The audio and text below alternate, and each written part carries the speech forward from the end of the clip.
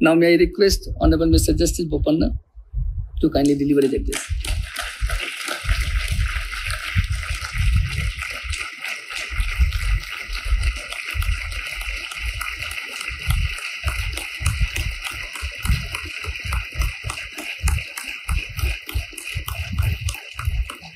Thank you. Thank you very much.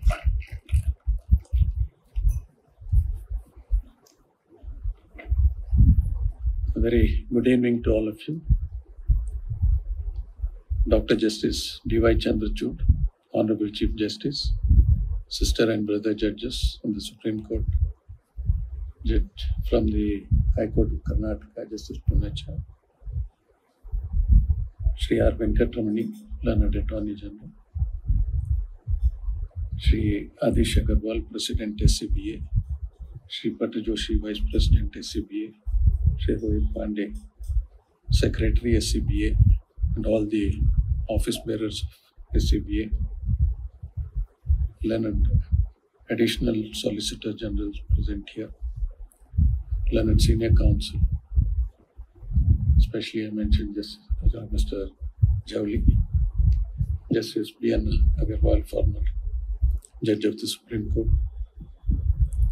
Vipin Nair, President Scora, and all the office bearers, beloved advocates, my family members, Secretary General, Registrars, and the staff of the Supreme Court, my personal staff, my law researchers, invitees, ladies and gentlemen.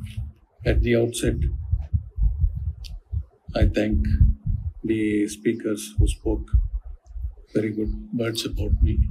As I said in the morning, I really don't know whether I deserve it, but morning I had applied a test, probably even now, I think so.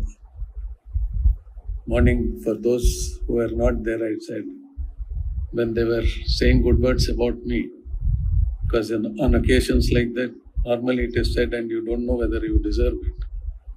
But from the corner of my glass, I was just looking at my wife, and she was not surprised that she was in a wrong program or no surprise shown. So in a similar fashion now, I think I acknowledge whatever good you have said about me. It is said, journey of life starts with a full bag of luck and an empty bag of experience. The goal should be to fill the bag of experience before the bag of luck gets empty. I also started the empty bag of experience in the year 1984 when I was enrolled as an advocate. Then about 21 years of practice, then elevation as a judge to the bench in the Karnataka High Court on 6/1/2006. Then being appointed as the Chief Justice, Guwahati High Court in the year 2018, elevated as a judge to the Supreme Court of India on 24/5/2019. In all the judgeships spanning over 18 years, all this has come to a culmination today. I am satisfied that I have filled my bag of experience, irrespective of the fact whether my bag of luck is empty or not. I cannot even claim this to be a dream come true, because I had not even dreamt of becoming a lawyer, let alone becoming a judge. That is, at the time when I had joined the LLB course, I did not even have an idea as to whether I would continue practicing. But then it has led me here. Being the first generation lawyer, everything was a new experience from the time I started practice, thereafter after I had become a judge. When I started practice, most of my initial appearances were before the Tahsildars, Assistant Commissioners, Deputy Commissioners, who would hold court on land revenue matters, also before the Assistant Labour Commissioner and Controller, Labour Court, Civil Courts. Whereafter, from the year 1990, I started regularly appearing before the High Court. So I really consider it a real journey from SC to SC, that is small causes to the Supreme Court. With this humble beginning in law profession, to have ended my career as a judge on the bench of the highest court in Court Hall number 5 is highly satisfying. What more can I ask for? I thank the Almighty and all those who are responsible, including my family. Without my family's support, it could not have happened. And there were so many people on the way who have helped me. Probably if I start mentioning and miss out the others, it would be bad. So it is better each one of us know what we have done to each other. When I was elevated as a judge in the year 2006, in my reply to the welcome address in the Chief Justice Court, which is the tradition in Karnataka High Court, I had stated thus, and I quote from what I had said there. Though a lawyer and a judge emerge from the common stock, I am conscious of the contrasting roles as I begin this arduous journey. I am aware of the expectations.